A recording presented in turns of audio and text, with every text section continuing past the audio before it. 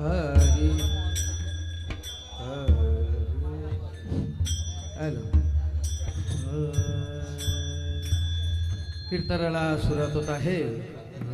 तरी सर्व ग्रामस्थ भाविकांना, पावणी मंडळीला, महिला वर्ग, पुरुष वर्ग घरात बसले असतील त्याला विनंती, आपण साधोनी वाट धरिली निज धामा.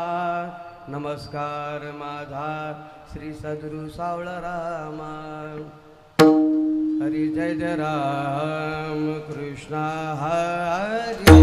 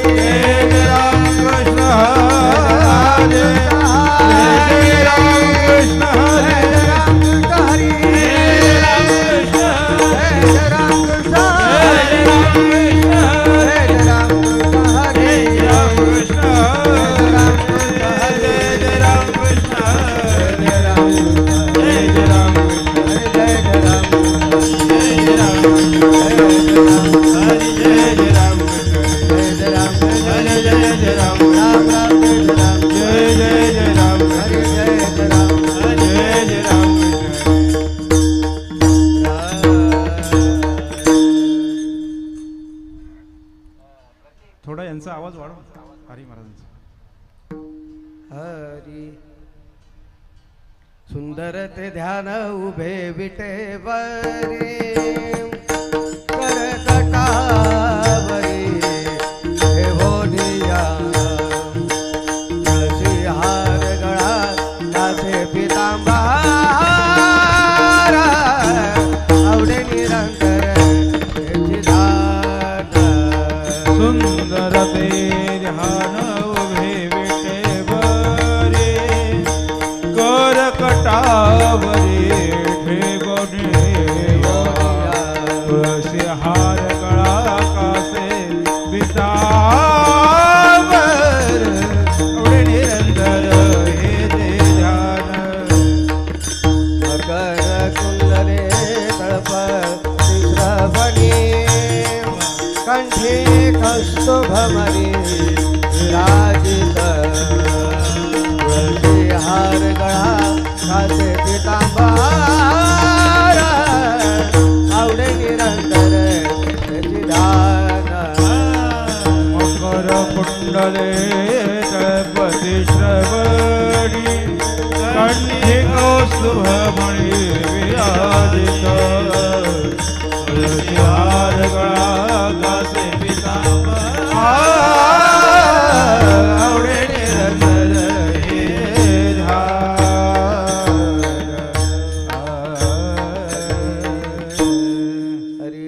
म्हणे माझे हेची सर्व सुखा तुका म्हणे माझे हेची सर्व सुखा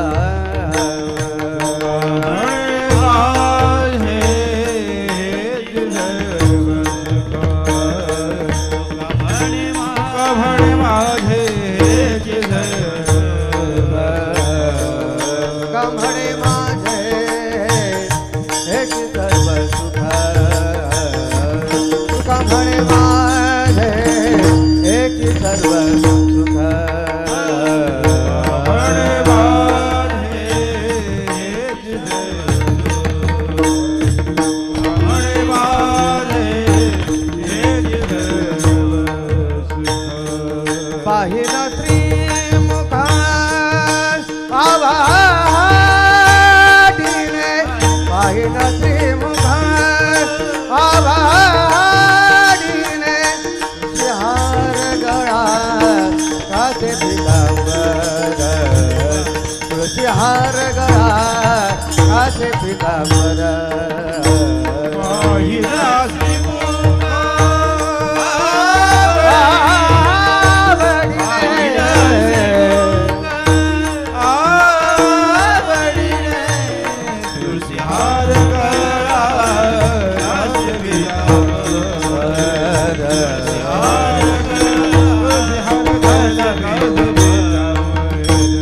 आवडे निरंतर हे ध्यान आवडे निरंतर हे ध्यान तुळशी हार गळा कासे पितांबर तुळशी हार गळा कासे पितांबर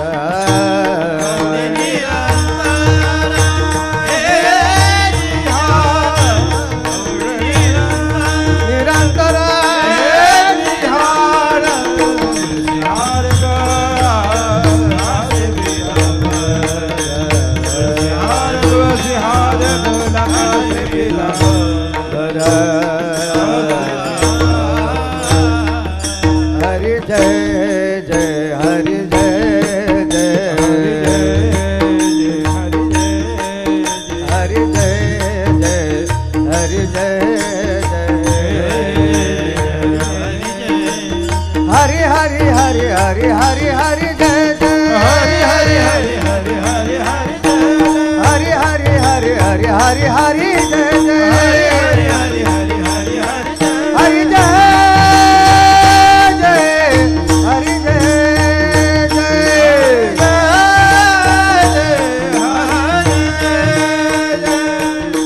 हरि हरि हरि हरि जय जय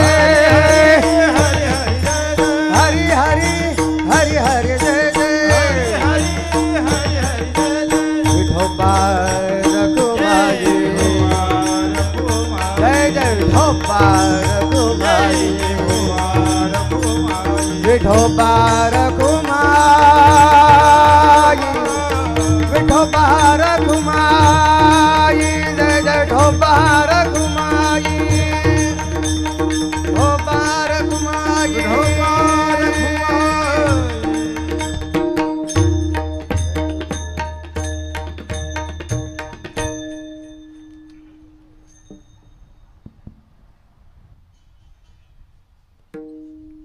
हेलो हेलो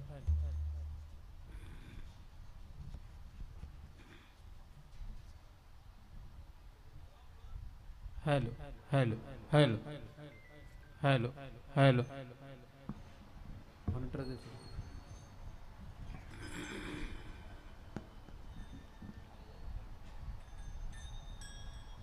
हॅलो हॅलो थोडंसं हमिंग कमी व्हायला पाहिजे इको कमी करू पहिले बास पूर्ण कमी कर ट्रेबल पूर्ण वाढव मिड आणि गेन दे आणि जे मोठे स्पीकर आहेत ते पूर्ण कमी कर मॉनिटर चेक कर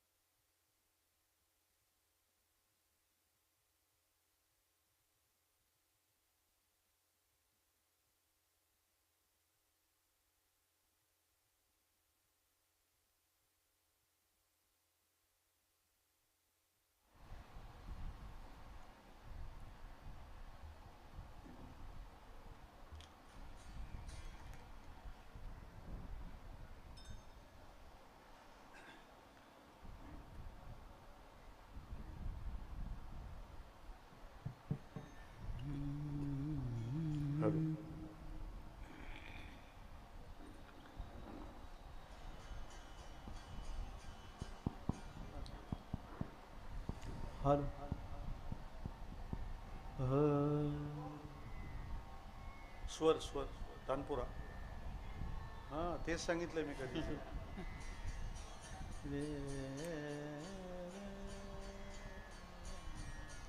राम कृष्ण हरी हरि जय जय राम हरि जय जय राम कृष्ण हरि हरि जय जय राम कृष्ण हरि जय जय राम कृष्ण हरि जय जय राम कृष्ण हरि जय जय राम कृष्ण हरि राम कृष्ण हरि जय जय राम कृष्ण हरि हरि जय जय राम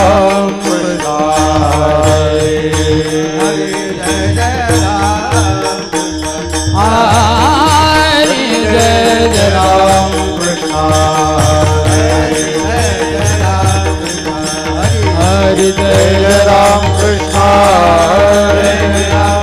हरि जय जय राम कृष्ण जय जय राम कृष्ण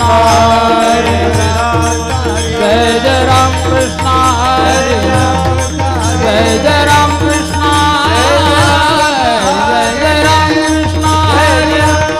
जय जय राम कृष्ण जय जय राम कृष्ण जय जय राम कृष्ण जय जय राम कृष्ण जय जय राम कृष्ण हरि जय जय राम कृष्ण हरि जय जय राम. डीजे इफेक्ट कमी करा थोडा, त्याचा स्ट्रोक बसतो श्रोत्यांना.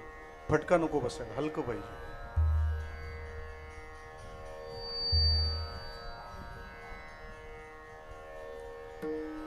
कृपा पाहता लोचने कृपा पाहता लोचने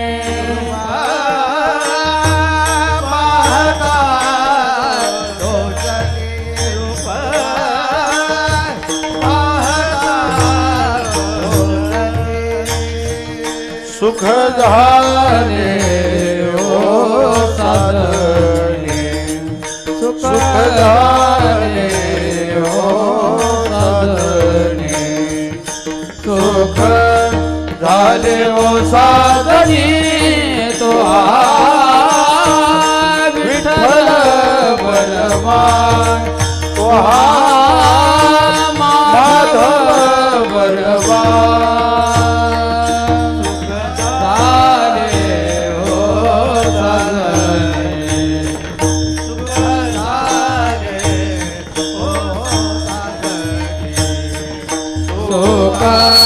झाले ओ साधने तो विठ्ठल बलवान तो माधव बलवान बहुधा सुकृताचे जोडी बहुधा सुकृताचे जोडी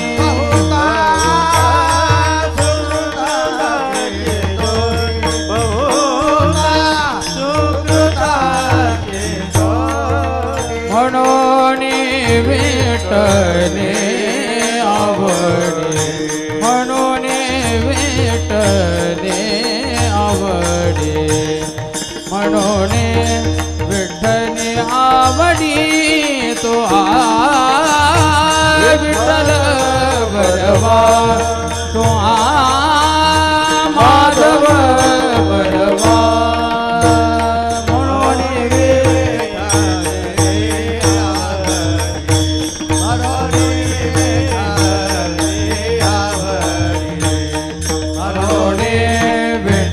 आवडे तो विठ्ठल बलवान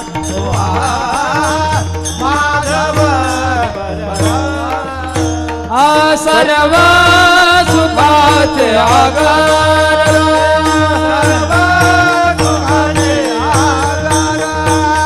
सर्व सुखाचे आगार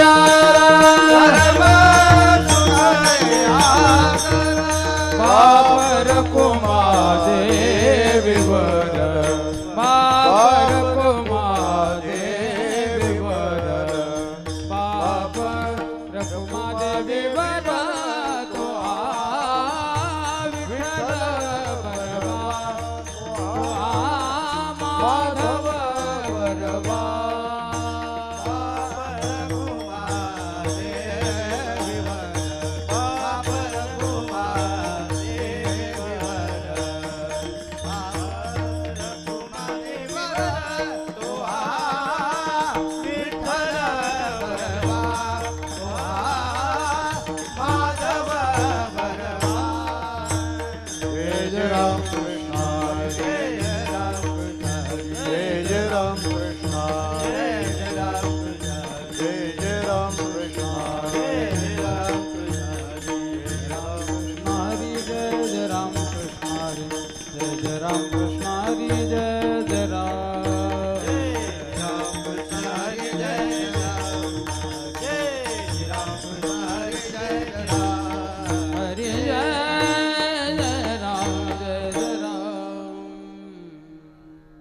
सोबत आहे ना, व्हॉइस मॉनिटर मधून पुरेसा येत नाही. वाद्य मॉनिटरला कमी करा, बाहेरचे वाढवा, मॉनिटरला कमी करा.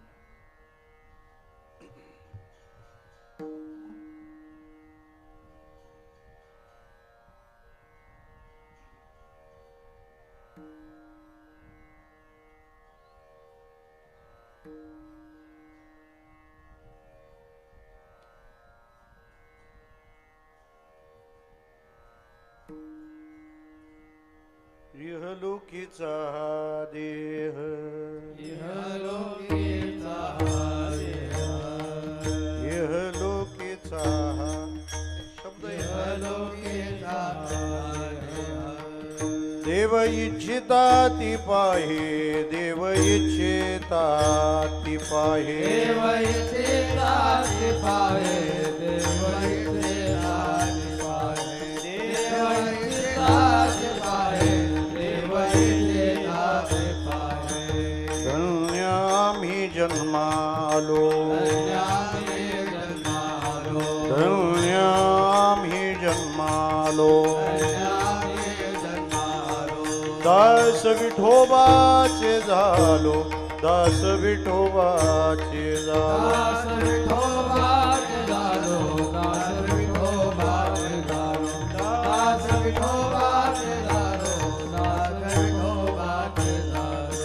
आयुष्याच्या साधने आयुष्याच्या साधने सच्चिदानंद पदवी घेणे सच्चिदानंद पदवी घेणे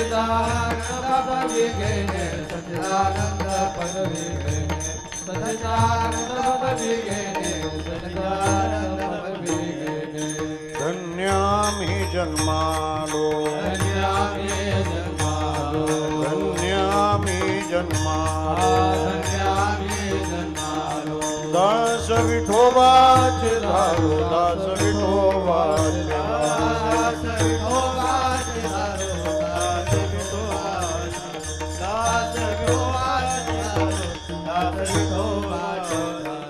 तुका म्हणे पावटणी तुका म्हणे पावटणी करो स्वर्गाची निशाणी करो स्वर्गाची निशाणी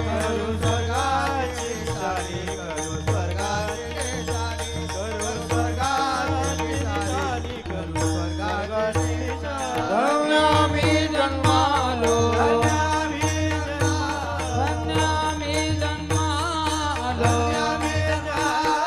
दास विठोबाचे झालो दास विठोबाचे झालो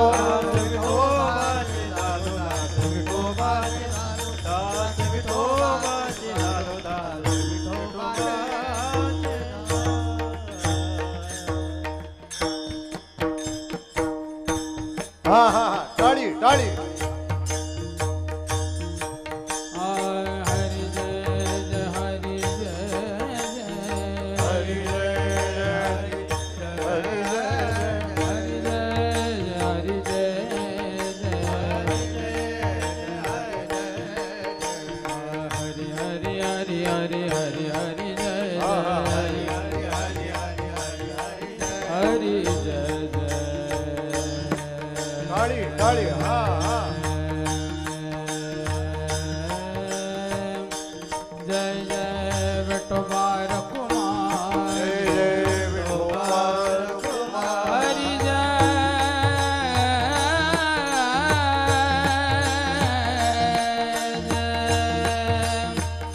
हरी जय जय हा हरी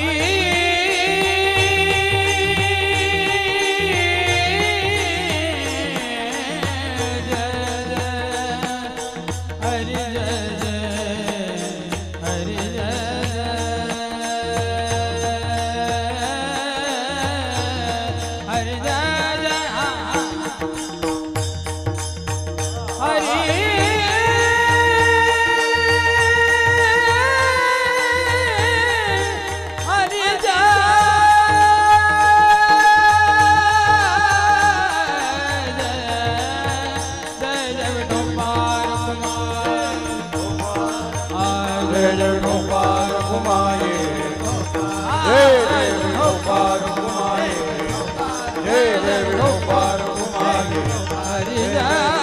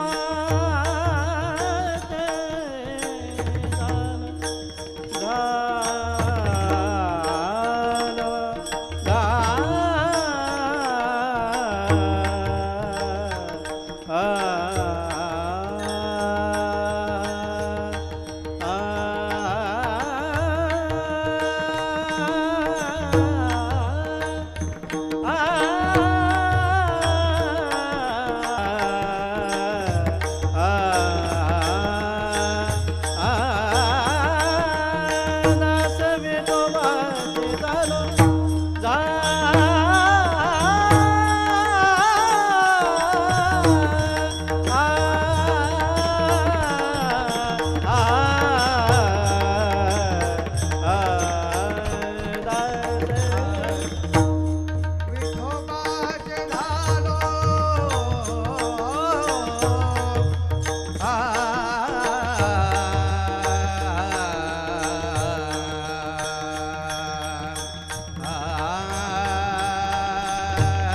दात विठोबाचे झालो झालो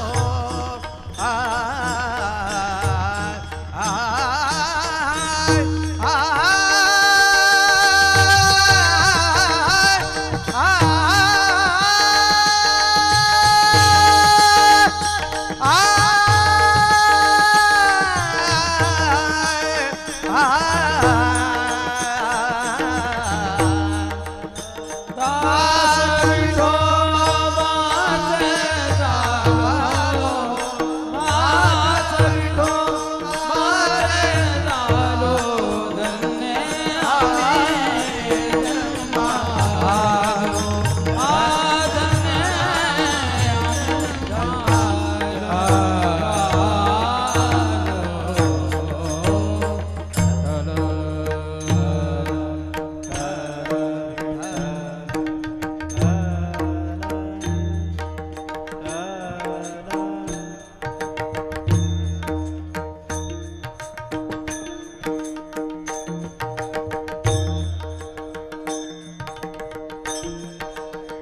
विठ्ठला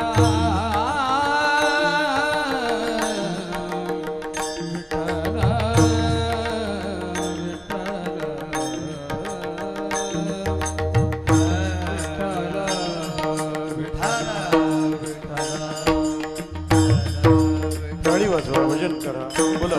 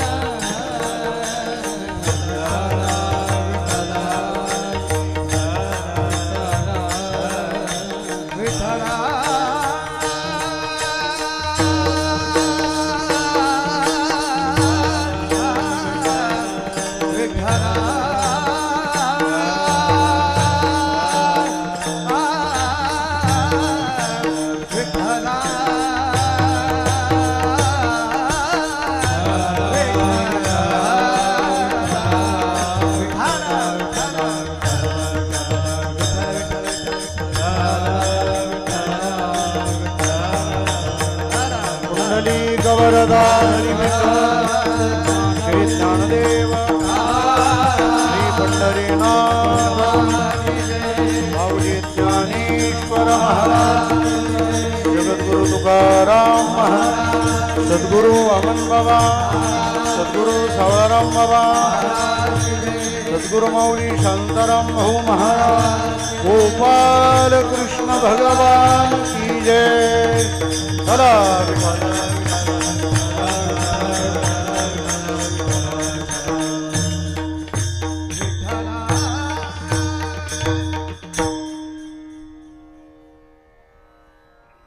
स्वर कमी करता इहलोकीचा हा देहे देव इच्छिता ती पाही धन्याम्ही जन्मा आलो दास विठोबाचे झालो आयुष्याच्या साधने सच्चिदानंद पदवी घेणे धन्याम ही जन्मा आलो दास विठोबाचे झालो तुका म्हणे पावटणी करू स्वर्गाची निशाणी धन्याम ही जन्मालो दास विठोबाचे झालो पांडुरंगा करू प्रथमा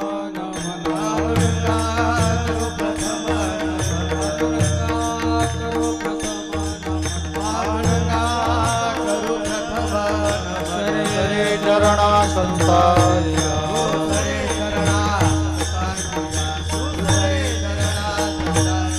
शांत प्रभादान कथेचा विस्तार शांत प्रभादान कथेचा विस्तार बाबाजी गुरुदास सुका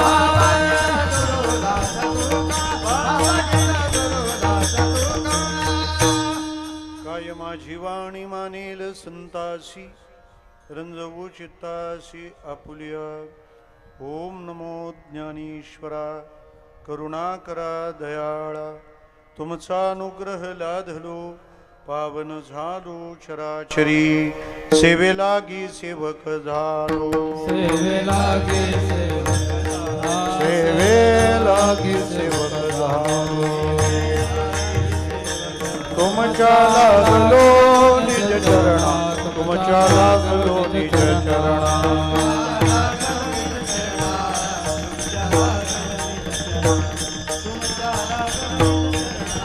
सेवेला सेवक झालो मचला गलो निज चरणा आहो स्वामी तुकया देवा यावरी न करावा वेर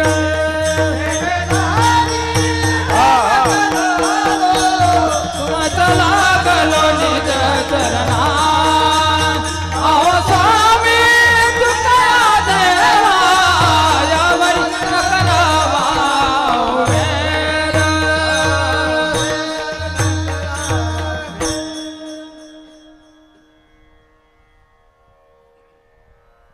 एक कीर्तनाला जर 1000 किलोमीटरचा प्रवास असेल तर एवढा आनंद मिळालाच पाहिजे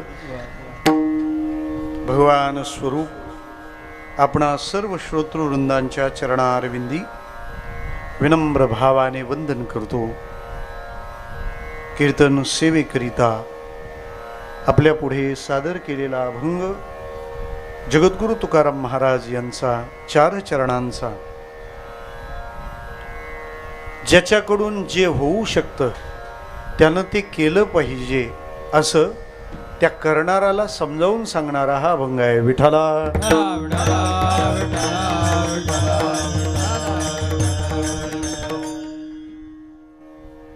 वैकुंठवासी परमश्रद्धेय गुरुवर्य राजाराम महाराजांच्या पावन स्मृतीला वंदन करतो ज्या निमित्ताने ही कीर्तन सेवा संपन्न होते आहे हरिभक्तीपरायण वैकुंठवासी दत्तात्रेय आत्माराम पाटील यांच्या प्रथम पुण्यस्मरणाच्या निमित्तानं ही सेवा आहे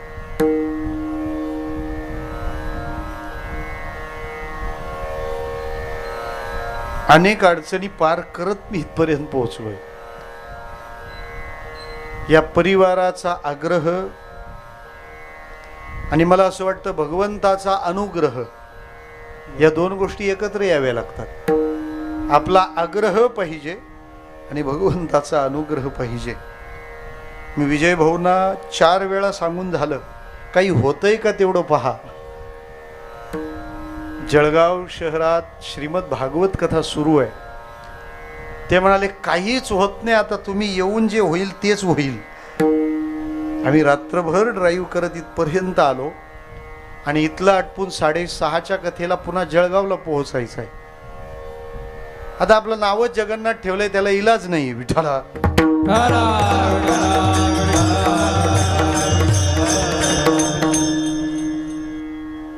बिनचूकपणे भगवंताची दररोजची पूजा करणाऱ्या पुजाऱ्याची सेवा देव आहे तशी नाही करून घेतलं तर नवल.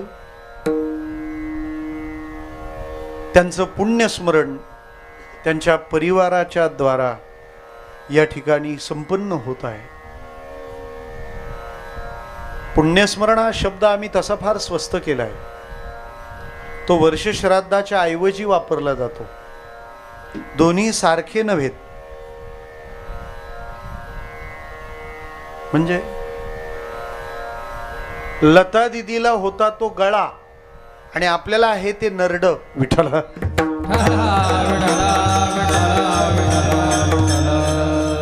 त्यांच्या नरड्याला गळा काय, त्यांच्या गळ्याला नरड म्हणू नये आणि आपल्या नरड्याला गळा म्हणू नये.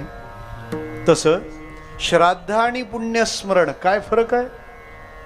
जिथं जावं, देवाचं नाव घ्यावं आणि झालेलं पुण्य त्यांना देऊन यावं ते श्राद्ध. कारण पुण्य अर्जना करता तिथले उपक्रम असतात. पण जेव्हा एखादा वैष्णव, एखादा वारकरी, जेव्हा एखादा देवाचा सेवक, मी तर म्हणतो एखादा सज्जन ज्या वेळेला निवर्ततो तेव्हा तिथं जाऊन आपल्याला त्याला पुण्य द्यायची गरज नसते. उलट त्याचं नाव घेऊन तिथून पुण्य घेऊन यायची सोय असते. पुण्यवंत भावे घेता सज्जनांचे नावे, घेता सज्जनांचे नावे, घेता सज्जनांचे नावे. पुण्यवंत भावे घेता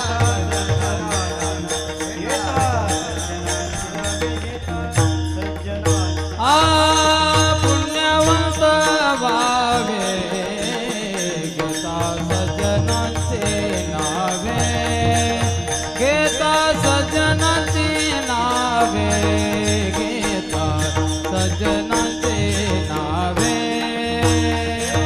पुण्यवंत भावे घेता सज्जनांचे नावे.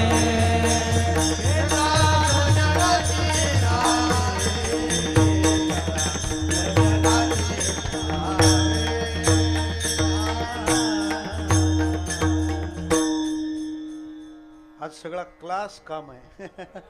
पुण्यवंत भावी गीता सज्जनांची नावे. किती सोपा मार्ग सांगितलाय. फक्त त्यांचं नाव घ्यावं. नाव घ्यावं म्हणजे त्यांची आठवण करावी. थोडंसं याच्या आतलं मानसशास्त्रीय प्रवासाचं हे वर्णन आहे. कारण लोकांना शंका येऊ शकते, जिथं पुण्य करायला एवढी मेहनत करावी लागते आणि इथं नाव घेतलं का पुण्य. हे म्हणजे असं झालं, इकडून आलू घातलं का तिकडं सोना. विठ्ठला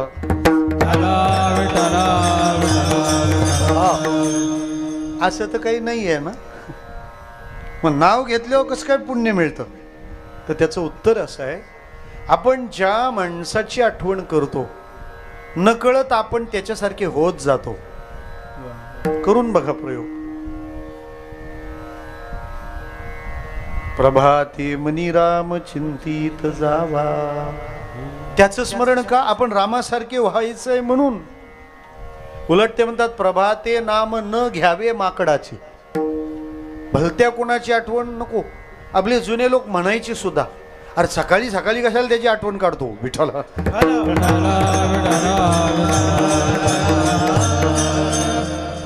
तुम्ही पुण्यवानाचं स्मरण केलं तर तुम्ही आपोआप पुण्याकडे निघत जाल. आठवणीला फार महत्व आहे. आपल्या आयुष्यात घाण का होते, कारण आपल्या आठवणीत घाण आहे. आठवण कोणाची काढतो, चोऱ्या माऱ्या करणारा. सकाळी उठला का पोलीस टाईमच वाचतो. असा टाईम येईल का मग पोलीस येतील, कारण सगळ्या गुन्ह्यांच्याच बातम्या. म्हणजे विकत घेऊन पाप मिळवायचं आहे. पैसे देऊन पाप घेण्यासारखं आहे. आम्हाला ज्याच्या स्मरणात राहता येईल त्याच्यासारखं होता येईल. आठवणीला महत्व आहे. चिंचेची आठवण काढल्यावर तोंडाला पाणी येतं की नाही. त्याच्यात जर ती कच्ची असली तर आहा, अशी मधून मस्त तोडायची, थोडासा मीठ मसाला घेऊनच जायचं कागदामध्ये, टेकवायची, खायची, टेकवायची. आहा, काय झालं, होत आहे ना काहीतरी. मग तुम्ही असं कसं म्हणू शकता की ज्याची आपण आठवण काढतो त्याचा परिणाम नाही? विठाला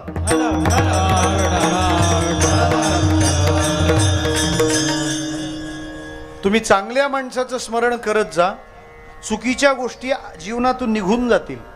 तुका म्हणे पापी जाती संताची आचरी.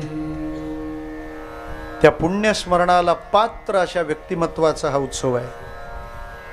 अभंग जगद्गुरु तुकाराम महाराजांचा आहे. या अभंगाचा परिचय करून देताना मी आपल्याशी म्हणालो की महाराजांना ज्याच्याकडून जे होऊ शकतं ते त्याने करावं अशी शिकवण देणारा हा अभंग आहे. सरळ विचार जर केला तर जगामध्ये 4 प्रकारचे लोक पाहता येतील. कसे आणि कोणते आपण ऐका. 1, ज्याची क्षमताही नाही आणि त्या क्षमतेसारखं तो काही करतही नाही. दुसरा वर्ग आहे ज्याच्याकडे क्षमता नाही पण खूप काही करून ठेवणारा. तिसरा वर्ग आहे क्षमताही आहे आणि करतोही आहे. आणि चौथा क्षमता आहे पण करत नाहीये. विठाला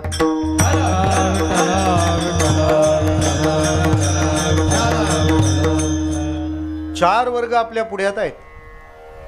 क्षमताही नाही काही करतही नाही. अगदी सोप्या भाषेत सांगू का, जमीन पण नाही आणि आवनी पण नाही. क्षमताही नाही काही करतही नाही. क्षमता नाही पण करण्याचा अट्टहास आहे. जमीन नाही पण शेती करतो. कशी बोला, अर्धलिशा. दुसऱ्याची घेतो, त्याच्यात काबाड कष्ट करतो, अर्ध त्याला देतो, अर्ध तो ठेवतो. क्षमता नाही पण करतो आहे. क्षमता आहे करतोही आहे.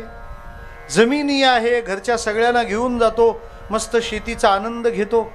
अरे जे वर्षभर खाणार आहे त्या अवनी 2च दिवसात 50 माणसं आणतो. जरा कर ना आठवडाभर, काय फरक पडतो. आणि चौथा वर्ग आहे सगळ्या सुविधा आहेत, शेत विहिरी सकट आहे आणि तरी पण काहीही करायचं नाहीये. विठाला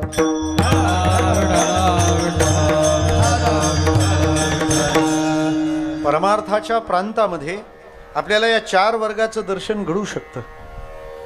ज्याच्याकडे काही क्षमताही नाही आणि तो काही करतही नाही. म्हणजे समजा उद्या गाढव पंढरपूरला गेलं नाही तर कोणी तक्रार करील?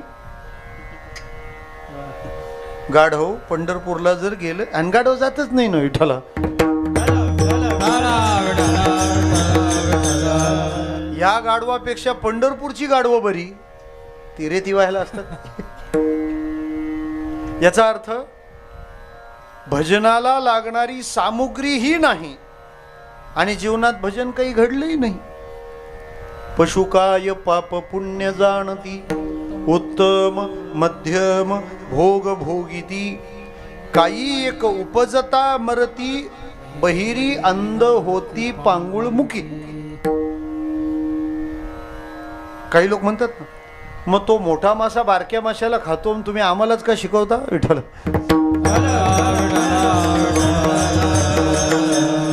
अरे देव माशा, तुका मासे घाल जन्माला आलाय का? तुझ्या जीवनाला काही वेगळी ध्येय आहेत. याचा अर्थ पशु प्राणी पक्षी त्यांना देवाने भजनाची सोय दिलेली नाहीये. उद्या त्यांनी नाही भजन केलं तर त्यांच्यावर कोणीच रागावू शकत नाही, कारण काही नाहीच आहे तर काय रागावणार. क्षमताही नाही साधनही नाही. दुसरा वर्ग आहे ज्याच्या बाबतीत असं म्हणता येईल की ज्याच्याकडे क्षमता नाहीये पण तरी तो साधन करण्याचा अट्टाहास करताना दिसतो. आहेत असा वर्ग मोठ्या प्रमाणात आहे की ज्याच्याकडं पाहिलं तर भजनाला परमार्थाला पोषक काही आहे असं काही म्हणताच येत नाही, पण तरी त्याने ते साधन केलेलं आपल्याला दिसतं. वैकुंठवासी राजाराम महाराजांचा जेव्हा आळंदीत आम्ही गौरव उपक्रम केला तेव्हा त्यांच्या संबंधाने काही माहिती मिळवण्याचा योग आला. मला आमच्या निवृत्ती महाराजांनी माहिती पाठवली. मग लक्षात आलं की इतक्या प्रतिकूलतेत ते लोक कष्ट करत होते आणि आम्ही सुविधेत आळस करतोय. विठ्ठला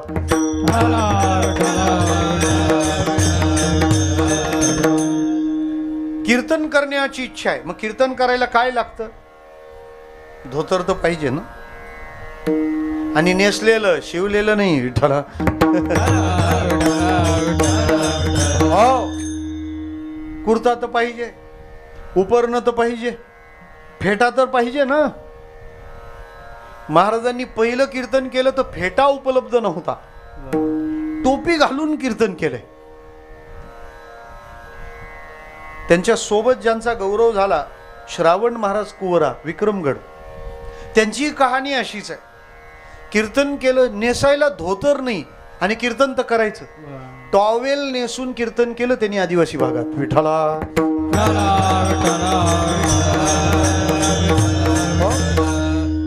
भजनाचा अधिकार ज्यांना दिलाय, ज्यांना सामुग्री दिली त्यांनी ती केलं.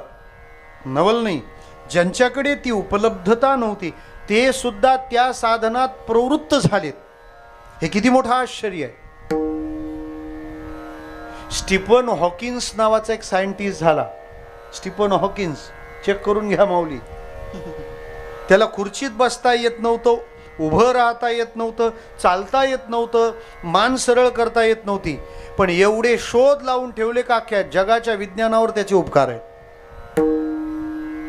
मला हे जमत नाही, मला ते जमत नाही म्हणणाऱ्या माणसाच्या आळसाला हे उत्तम दाखले. इतक्या प्रतिकूलतेमध्ये इतकं काम करावं. पशु पक्षी यांना भजनाचा अधिकार नाही आहे किंवा त्यांना भजन करता येईल अशी सोय नाही. मग असं जर आहे तर भगवंत एक कमळाचं फूल पाहिल्यावर ज्याच्यासाठी धावत आला त्या गजेंद्राला तुम्ही काय म्हणाल? विठ्ठला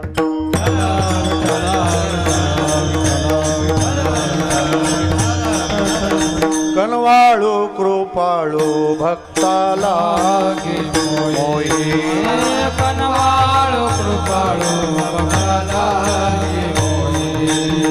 गजेंद्राचा धावा तुला केला विठाई, गजेंद्राचा धावा तुला केला विठाई. गजेंद्राचा धावा तुला केला विठाई, गजेंद्राचा धावा तुला केला विठाई.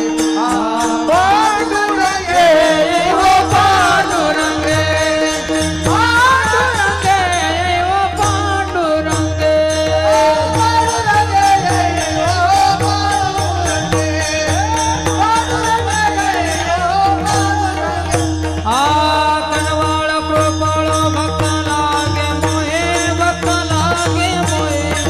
गजेंद्राचा धावा, गजेंद्राचा धावा तो केला विठाई.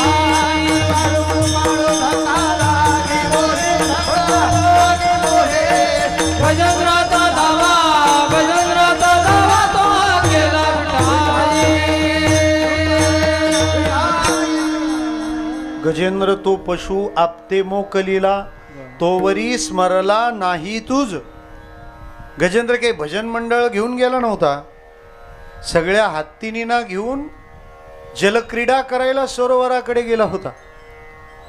इतकी गर्दी झाली होती तिथे, तो त्या सोंडेने फवारे उचलायचा आणि सगळ्या हत्तीनींच्या अंगावर उडवायचा.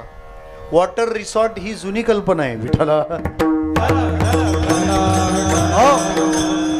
आणि तशा त्या धुंदीमध्ये धांदलीत असताना त्याला कळलंच नाही, एवढ्यात एका मगरीने त्याचा पाय पाण्यात धरला. कोरोना अचानकच येतो. आपण सगळे सुखाच्या कल्पनेत असतो आणि अचानक एखाद्या वेळेला दुःख आपलं दार ठोठावतं आणि मग ते दुःख सांगतं तुम्हाला अमुक अमुक आजार आहे. मग तो सगळा पत्त्यांचा बंगला कोसळतो.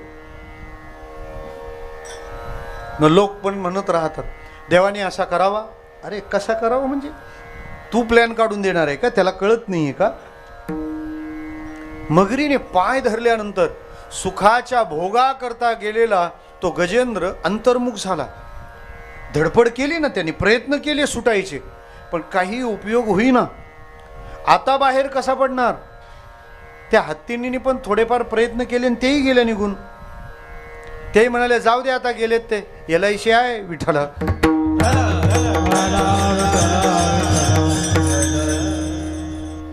हत्तीने निघून गेल्यावर गजेंद्र एकटा पडला. एकटा पडल्यानंतर मग लक्षात आलं आता काहीतरी करावं लागेल. माणसं एकटं पडल्याशिवाय काही करायला तयार नसतात. तोपर्यंत त्याला असं वाटतं हे सोयरे आहेत ते सोयरे आहेत. तरी ज्ञानोबारायांनी आधी माहिती पुरवून ठेवली होती. हरिविण धावया न पावे कोणी हरिविण धावया. हा हा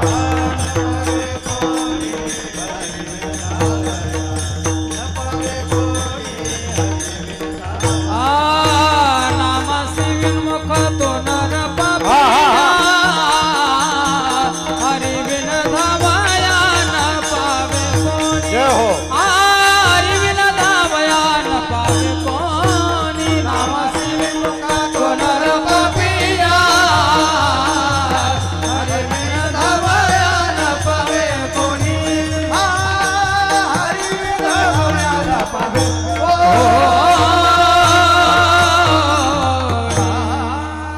आता तर कोणीच नाही धावणार. मग आता आपल्याला वाचविल कोण? मनोमन विचार केला. हे जगत ज्याने बनवलंय त्याने त्याला सांभाळण्याची काही सोय केलीच असेल ना. बघूया तर खरं. देवाचं नाव सुद्धा माहित नाही. कीर्तनातच कधी बसला नव्हता. भजन न करणारे जेव्हा पॉझिटिव्ह आले तेव्हा लईच गडबडी झाल्या. निदान भजन करणाऱ्याला एवढं तर कळत होतं सोडविल माझा स्वामी. ते पण अभंग आयुष्यासाठी पाठ केले असतील तरच, नुसते फवारे मारायला प्रमाण नसतात. अडचणीच्या काळात ती मला माझ्या आयुष्यात वापरता आली पाहिजेत. गळ्यात माळ आहे आणि कोरोनाला घाबरतो. मग तुझी चिंता त्याशी सर्व आहे ह्या शब्दावर भरोसा नसावा. तू जग ना, तुला काही जगायचंय ते. भगवंत तुला सांभाळणार आहे. अडचणीचं नियोजन करा पण घाबरून जाऊ नका. काय करावं आता? कोण आहे भगवंत, कोण आहे परमात्मा, कोण आहे मालक? त्याने त्या सरोवरातले कमळाचं फुल काढलं आणि काढलेल्या त्या फुलाला असं आकाशाच्या दिशेनं भिरकावलं. कोण होईल तो ब्रह्मांड चाळ, आपणची हाक देईला हाकी. जो कोणी असेल तो. माहिती सुद्धा नव्हतं. भगवंताला त्या कमळाकरता यावं लागलं. भगवान धावून आलेत. कमळ दिल्यावर देव येतो हे गजेंद्राला कळलं म्हणजे देवेंद्राला कळलंच होतं ना विठ्ठला. भगवान पळत आले. त्या नकराचं चक्राने मुस्काट फाडलं. गजेंद्राला मुक्त केलं. मला म्हणायचं काय, भगवंताने त्याला मिळावं, देव त्याला प्राप्त व्हावा असं कोणतं वैभव आणि सामर्थ्य त्याच्याकडे होतं? देव प्राप्ती करता मनुष्याचा जन्म लागतो ना. याची जन्मी घडे देवाचे भजन. देवे दिला देह भजना गोमटा. मग त्याचा देव कुठं भजना करताचा होता? त्याचा देव तर जड पशु आहे, तो हत्ती आहे. पण ती क्षमता नसताना सुद्धा ते उच्चतम ध्येय तो प्राप्त करतो. हा दुसरा वर्ग आहे. सोपं बोलू. व्याधाने आपल्या आचरणावर मात केली. ध्रुवाने आपल्या वयावर मात केली. गजेंद्राने आपल्या विद्येवर मात केली. कुब्जेनं आपल्या कुरूपतेवर मात केली. सुदाम्याने आपल्या दारिद्र्यावर मात केली. विदुराने आपल्या जातीवर मात केली. आणि उग्रसेनाने आपल्या पुरुषार्थावर मात केली. विठ्ठला.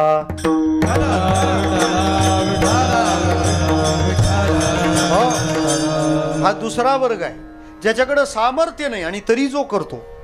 तिसरा वर्ग आहे जो साधकाचा आहे, ज्याच्याकडे सामर्थ्य आहे आणि त्या सामर्थ्याला अनुरूप तो करतो सुद्धा. साधक तुमच्या माझ्यासारखा सामान्य जीवनात राग लोभात अडकत नाही. त्याचं लक्ष भजन एके भजनच. बघा तुम्ही, बाळ जन्माला आलं ना की 12 दिवस पर्यंत त्या सगळ्या राज्य कोणाचं असतं? सुईनीचं. सुईन कळते ना, तिच्याचकडे ते सगळं राज्य. ताबाच तिचा, ऑर्डरच तिची. तिसऱ्या दिवसाला होतं त्याला काय म्हणतात? हा तिजोरा, त्याच्यानंतर 5वी. ती पहिली पण शिकलेली नसते, पण 5वी ती सांगेल तशीच होते. ज्ञानोबा म्हणतात त्या 5वीच्या रात्रीला प्रत्येक जण आपापल्या गडबडीमध्ये असतो, पण त्या घरातली ती जी सुईण आहे ती त्या 5वीच्या रात्रीला फक्त एकाच गोष्टीकडे लक्ष ठेवू नये, बाकी कुठंच नाही. कशाकडे? तुझा दिवा पेटवलेला असतो ना, ती एक टक तिच्या त्या दिव्याकडेच पाहते. का? कारण त्या रात्रीला तो दिवा विजता कामा नये. सटवी त्या मुलाच्या भाल प्रदेशावर लेख लिहायला आलेली असते, आणि लिहिताना जर काळोख झाला आणि इकडची वेलांटी तिकडं बसली तर? काही लोकांच्या वेलांट्या अशाच बसल्यात इकडूनच्या तिकडं, म्हणजे सप्त्याला माळ घातली का इलेक्शनला काढली विठाला.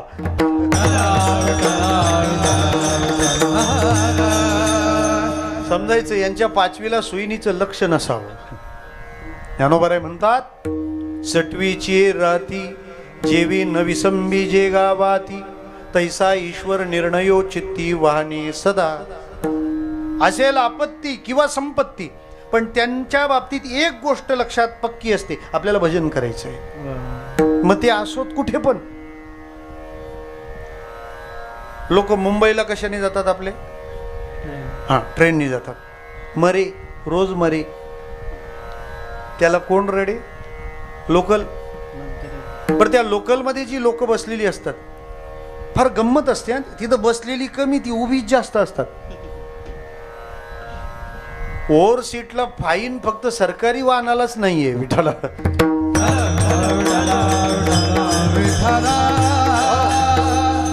साधारण एखाद्या डब्याचं तुम्ही निरीक्षण करा, काय काय चाललेलं असतं त्या डब्यात.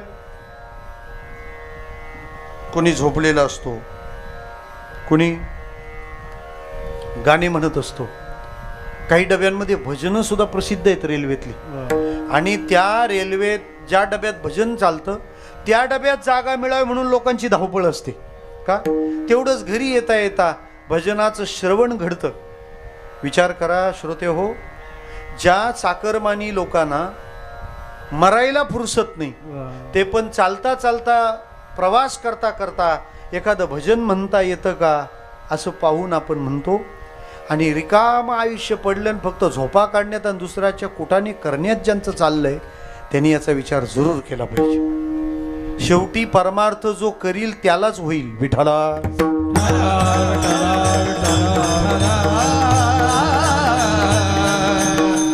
आज लोकांना म्हटलं तर ते म्हणतात आम्हाला टाइमच नाही. त्याला म्हटलं फक्त लिहून ठेव तू मोबाईल किती वेळ पाहतो, तर कीर्तनात पण सोडत नाही. आमचा काळ कुठं किती जातो लिहून तर ठेवा. आयुष्य जात आहे पहा, काळ जपत ते महान, वहिलाचा घोरावा, ध्यानी राहा श्रीहरी ध्यान. आयुष्य जात आहे पहा, काळ जपत ते महान, वहिलाचा घोरावा, ध्यानी राहा श्रीहरी ध्यान. आयुष्य जात आहे पहा, काळ जपत ते महान, वहिलाचा घोरावा, ध्यानी राहा जात आहे पहा, काळ जपत ते महान, वहिलाचा घोरावा, ध्यानी राहा श्रीहरी ध्यान.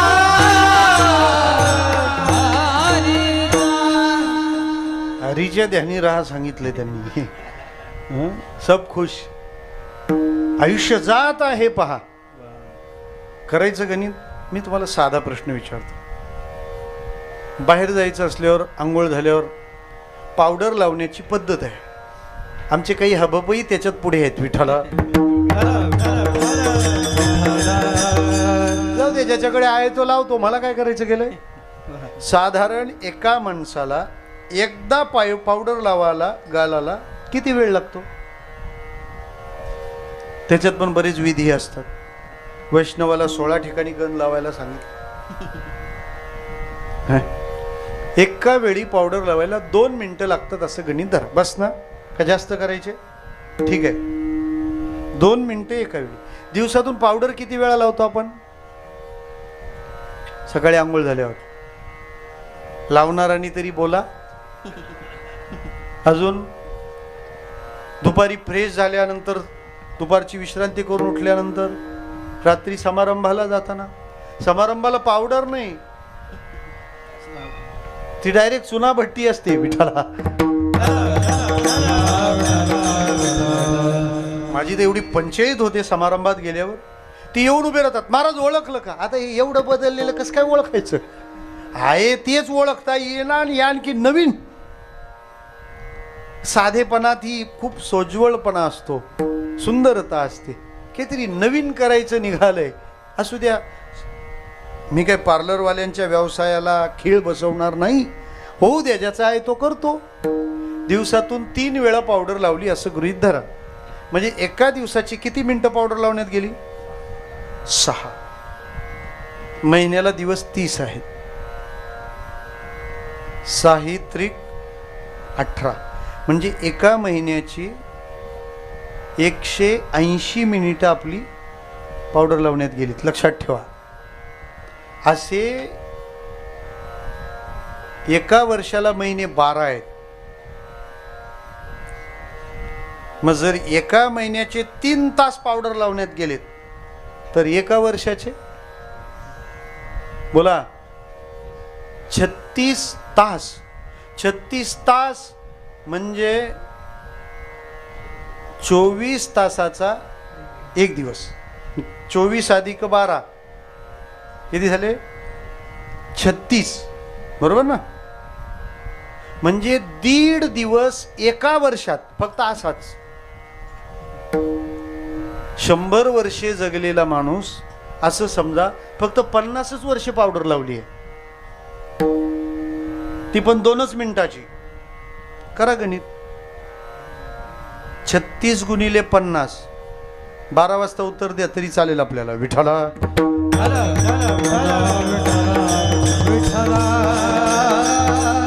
बरं, पावडर लावायला किती मिनिटं जातात ती जाऊ दे, आपली 5 मिनिटं गेली कीर्तनाची. झाले का? 36 पाचे. आपले गणिताचे गुरुजी एकच होते वाटतं. 36 गुण. सप्ताह कमिटीचे खजिनदार नाही का कोणी इथं? 36 गुणिले 5 करा ना पटकन. हा, 1600. 36 गुणिले 50. हा नाही, 36 गुणिले 50 180 कसं काय? हा 1800. ठीक आहे, जाऊ द्या, करून घेऊ आपण राऊंड फिगर. उगाच कशाला वाढवा करायचं? आपल्याला एक तर जायचं आहे ना. मग जरा गणित करा महाराज. एका माणसाच्या आयुष्यातले 1800 तास फक्त कशासाठी गेले? पावडर लावायला. आणि तो माणूस म्हणतो भजनाला वेळ नाही. अरे तुझे 1800 तास त्यात चालले. भजन करणाराला 1 तास पुरला ना. 1 तास उरला कटवांग रायाशी, 1 तास कैसे प्राप्त झाले, प्राप्त झाले. भाग्यदशा कैसे प्राप्त झाले, प्राप्त झाली. भाग्यदशा कशी प्राप्त झाली.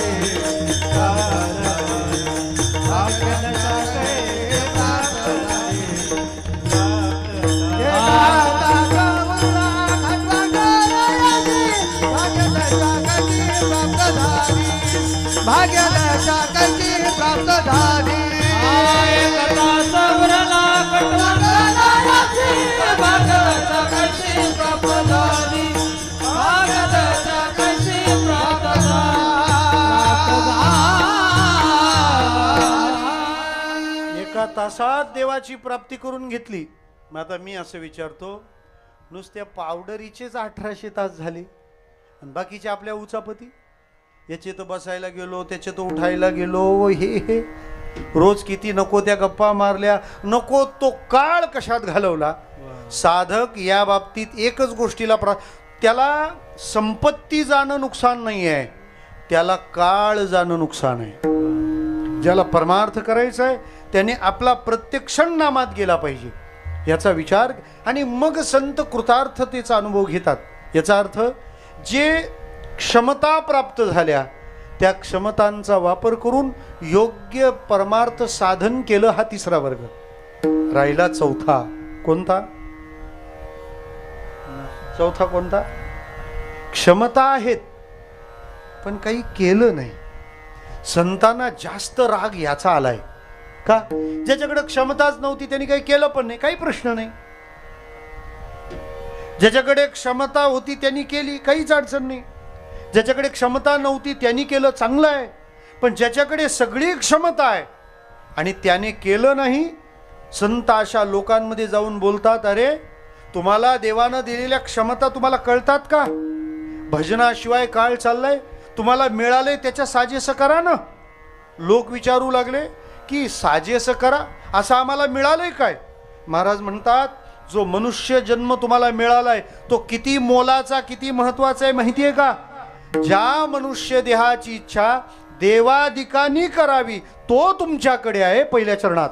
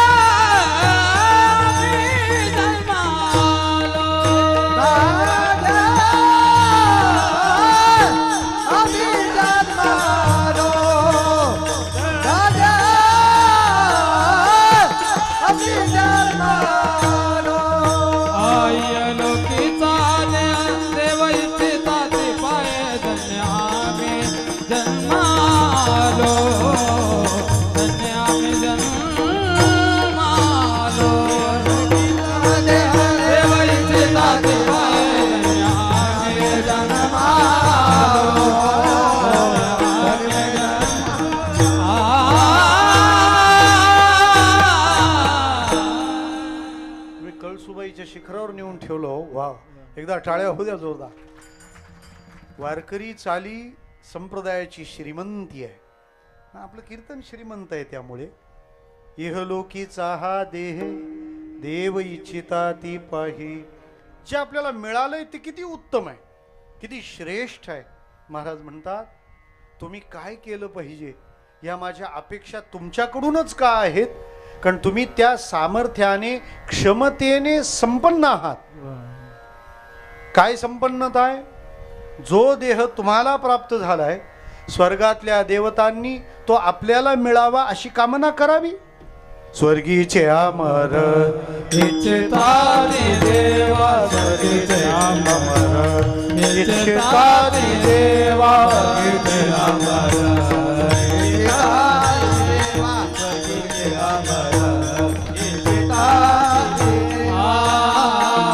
मृत्युलोकी व्हावा जन्म, मृत्युलोकी व्हावा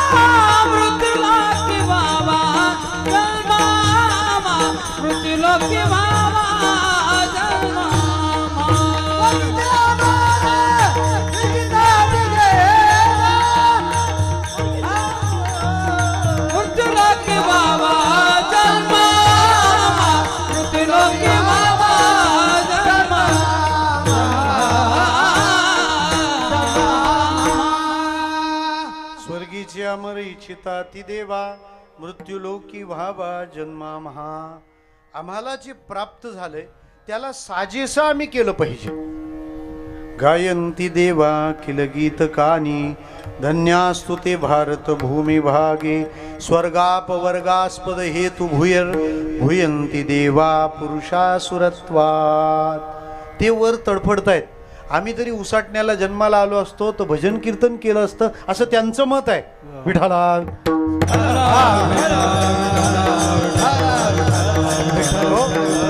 मग तो असा दुर्लभ मिळायला कठीण असलेला नरदेह तो तुम्हाला मिळाला, मग तुमचं करणं त्याला साजेसं नको का?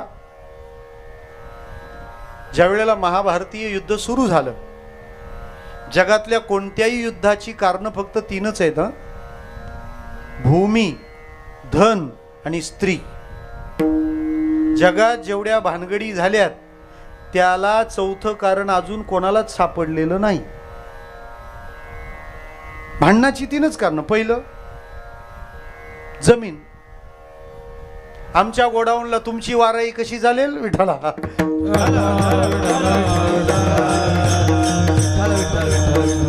भानगडी चालूच आहेत ना. जो तो ज्याचं त्याचं रेटायला पाहतो. जमिनीवरून भांडण, संपत्तीवरून भांडण. मला अधिक मिळालं पाहिजे. आणि लोकांचं काय, प्रेताच्या टाळूवरचं लोणी पण खायला बसलेत लोक. धन भांडणाचं कारण आहे आणि स्त्री भांडणाचं कारण आहे. महाभारताच्या युद्धाला महायुद्ध म्हणण्याचं कारण ही तिन्ही कारणं महाभारताच्या युद्धात होती. महाभारताच्या युद्धात कारण भूमी होती. कुठं? सुईच्या अग्रावर राहील एवढी जमीन सुद्धा मी पांडवांना देणार नाही. म्हणजे महाभारताच्या युद्धाचं पहिलं कारण जमीन. दुसरं कारण धन. विराटा घरच्या गायी पळवल्या होत्या, ठिणगी तिथं पडली, गोधन आहे. आणि तिसरं कारण स्त्री. सत्य सातबाऱ्यासाठी नव्हतं युद्ध झालं ते. मग त्या युद्धाच्या कारण एका स्त्रीची गरिमा होती. द्रौपदीचा अपमान हे महाभारताच्या युद्धाचं मुख्य कारण आहे. त्या युद्धामध्ये प्रत्येक जण आपापली ताकद घेऊन उतरला होता. 18 अक्षयणी सैन्य होतं. 11 यांचे आणि 7 अक्षयणी पांडवांचे. पांडव असून पण अल्पमतात होते. विठ्ठला हे मंदिर बांधून सीट पडण्यासारखं आहे. विठ्ठला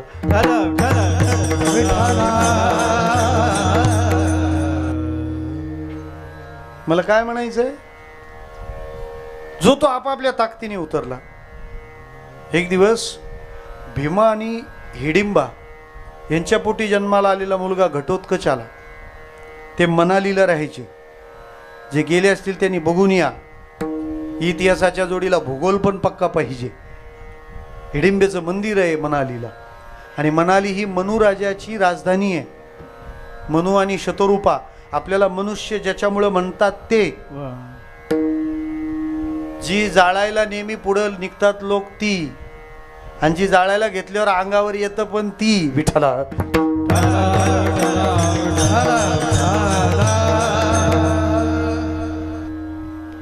त्या हिडिंबेचा मुलगा आला मदत करायला. चला म्हणे मी पण मदत करतो.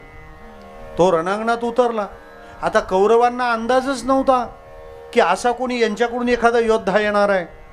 हे म्हणजे अमेरिकेने पाकिस्तानला हरवल्यासारखं आहे. काल आपली पण पंचायत झाली होती जरा. विठ्ठल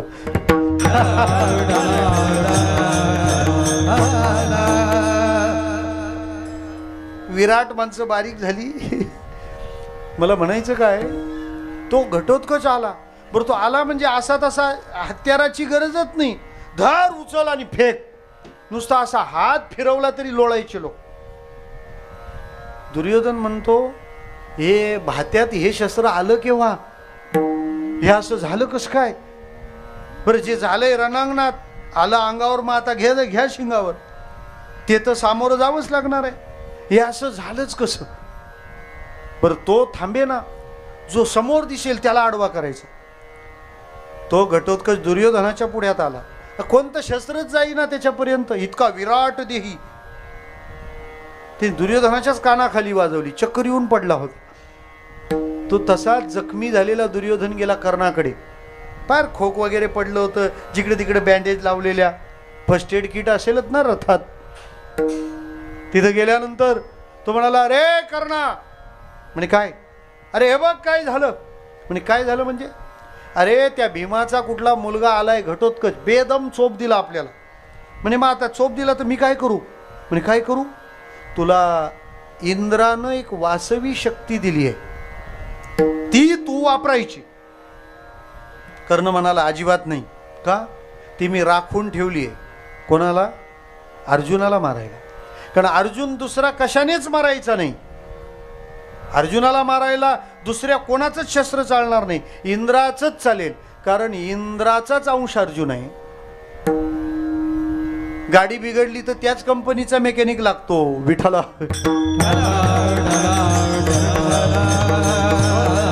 अर्जुन दुसऱ्या कशानेच मरणार नाही.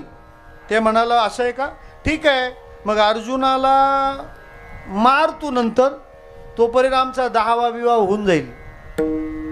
कारण तू अर्जुनाला मारेपर्यंत आम्ही वाचलो पाहिजे ना.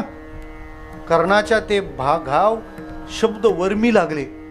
कर्ण म्हणाला, आता ते दोस्तांची मैत्री तशी राहते, तुझ्यासाठी काय पण स्टेटसच असतो त्यांचं. हर एक फ्रेंड जरुरी होत आहे. त्या कर्णाने सगळे आपले ठरवलेले अंदाज बाजूला सारले. समोर आला घटोत्कचाच्या आणि त्या वासवी शक्तीचं स्मरण केलं आणि ती वासवी शक्ती सोडली. जसा तो घाव वर्मी लागला, हृदयस्थानाचा भेद घेतला घटोत्कचाच्या आणि घटोत्कच आता कोसळायला लागला. घटोत्कच जेव्हा कोसळायला लागला तेव्हा त्याचा बाप कोण? भीम खालून काय सांगतो माहितीये मुलाला? हे घटोत्कचा, तू तुझं शरीर वाढव आणि या कौरवांच्या अंगावर कोसळ. याला क्षत्रिय म्हणतात. आपला मुलगा मरतोय याचं दुःख करण्यापेक्षा त्याने शरीर वाढवून शत्रूचं सैन्य मारावं, पक्ष विजयी झाला पाहिजे. विठ्ठला.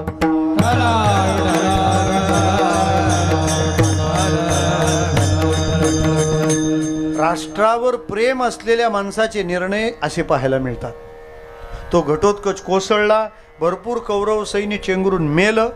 संध्याकाळच्या वेळेला दोन्ही गोटात निरनिराळं वातावरण. कौरव सगळे पार्टी करायला बिलगले होते. त्यांचं तेच वैशिष्ट्य असतं. हो काही पण करायची पार्टीच. म्हणजे जिंकल्यावर पार्टी असते ना, जिंकल्यावर पार्टी असते. ते हारल्यानंतर तिथं बसायला आल्यानंतर पण पुन्हा असते. तेव्हा अरे आता आले तर आणा काहीतरी. काही लोक तर ते बैलाला गुलाल टाकूनच नेतात. विठाला.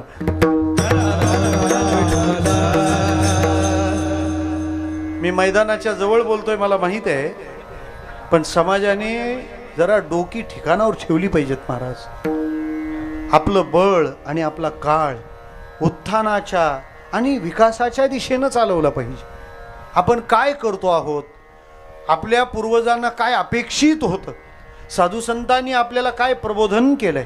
अरे तुम्ही श्रीमंत व्हा ना, तुम्ही उद्योग व्यवसायामध्ये नाव कमवा ना. का वाणी ब्राह्मणांनी ठेका घेतलाय का त्यांनीच मोठं व्हायचं. विठाला.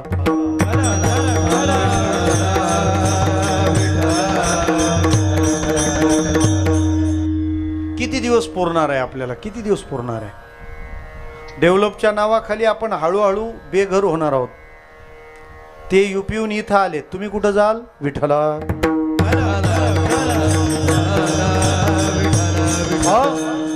तुम्ही व्यवसायात उतरा, तुम्ही विकास साधा. कौरव लागले पार्ट्या करायला. कौरव पार्ट्या करायला लागल्यानंतर सगळे मशगूल होते, पण एक जण रडत होता. कोण? कर्ण. पांडवांकडे सगळे रडत होते आणि कृष्ण हसत होता. अर्जुनाने कृष्णाला असं बाजूला घेतलं. म्हणे बासरीवाल्या, काही तुला कळतं का काही? समय काय, प्रसंग काय? भीमाचा मुलगा मेलाय, सगळे रडतायत, तू का हसतो? ते मला हसू नाही तर काय करू, इकडे. म्हणे अर्जुनाला बाजूला नेऊन सांगितलं, जर आज हा गेला नसता ना तर तू राहिला नसता. विठाला. दुर्योधनाने कर्णाला जाऊन विचारलं, काय रे कर्णा, सगळे आनंद करतायत, एन्जॉय, आणि तू का रडत बसलाय? तो म्हणाला तू कर पार्टी, तू कर, तुला काय करायचं ते, पण तुझा वरचा मधला जरा रिकाम आहे म्हणे. का? अरे घटोत्कच, या नत्या कोणत्या तरी प्रकाराने मारता आला असता, पण जे शस्त्र, जी वासवी शक्ती तू मला त्याच्यावर वापरायला लावली, अर्जुनाला मारायला आता दुसरी शक्तीच नाही आहे. तो मेला असता तर फक्त याच शक्तीने, आणि अर्जुनाला मारण्याची क्षमता असलेली ती शक्ती तुम्हाला घटोत्कचावर वापरायला सांगितली. आता अर्जुनाला मारायला काहीच उरलं नाही. उद्या तो मला मारील हा प्रश्न माझ्या पुढ्यात आहे. जरा सोपं बोलू, आहार, निद्रा, भय आणि मैथून या 4 गोष्टी करता कोणताही जन्म होता, मनुष्य जन्म हा फक्त भजनासाठी होता. मग भजनाचा मनुष्य जन्म फक्त संसारासाठीच तुम्ही घालवला. आता भजन करायला काय आणाल विठ्ठला?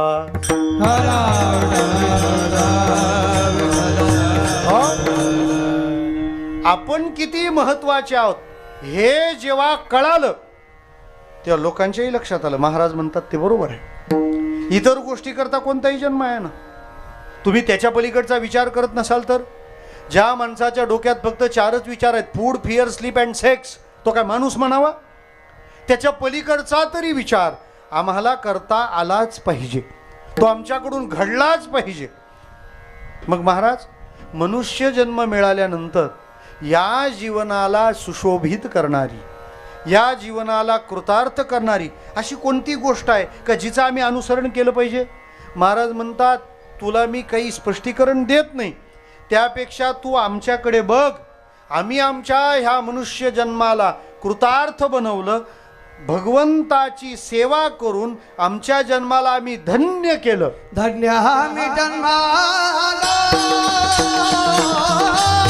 धन्य आम्ही जन्मालो, आलो, धन्य आम्ही जन्मालो, धन्य आम्ही जन्मालो, धन्य आम्ही जन्मालो, धन्य आम्ही जन्मालो,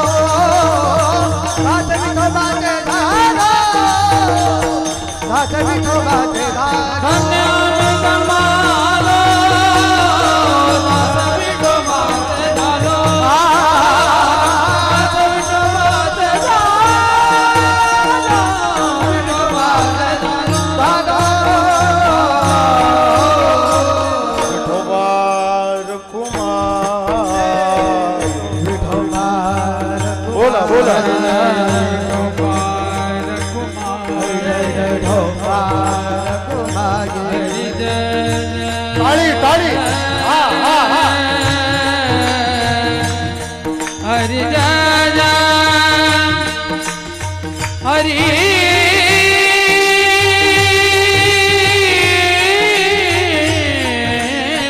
जय जय हरि जय जय हरि जय जय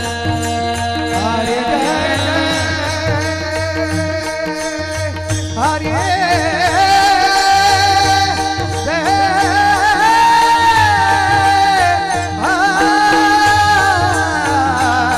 हरि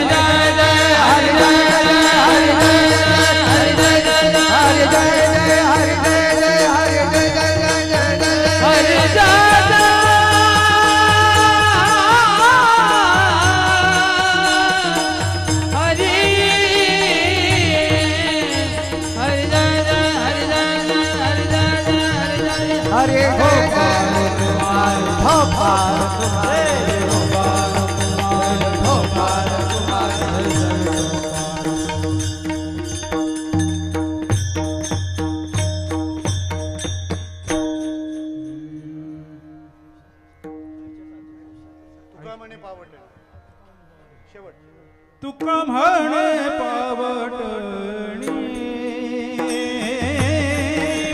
तुका म्हणे पावटणी तुका म्हणे पावटणी तुका म्हणे पावटणी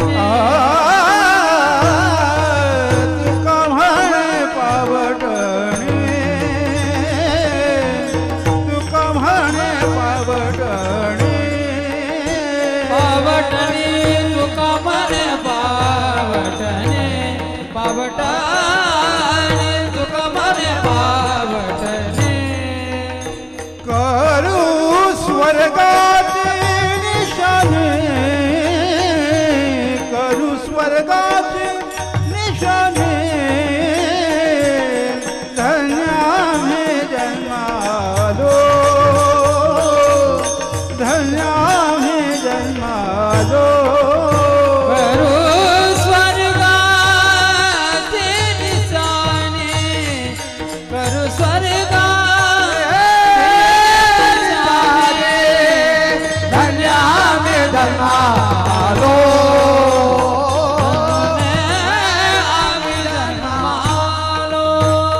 दास विठोबाचे झालो दास विठोबाचे झालो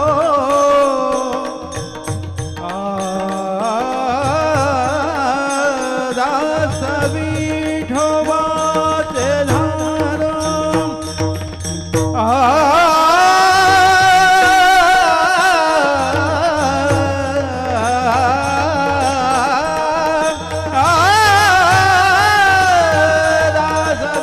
विठोबाचे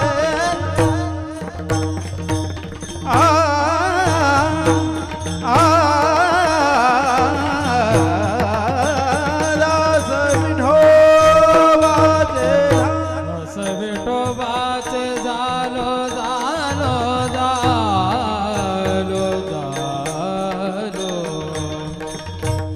झालो झालो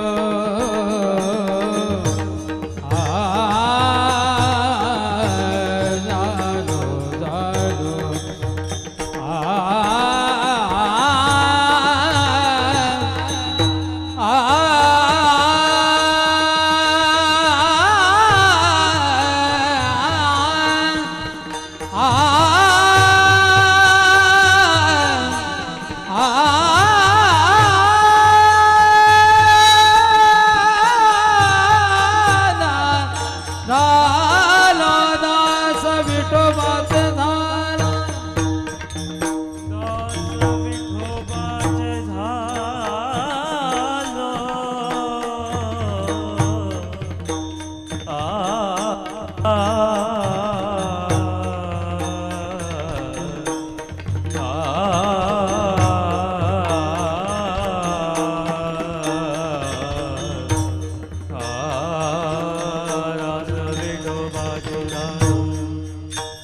दास विठोबाचे झालो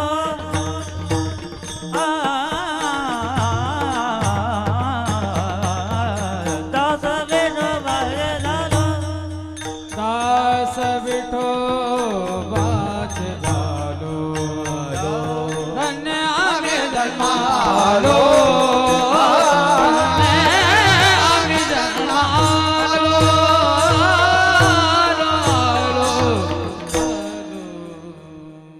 धन्य आम्ही जन्मालो दास विठोबाचे झालो.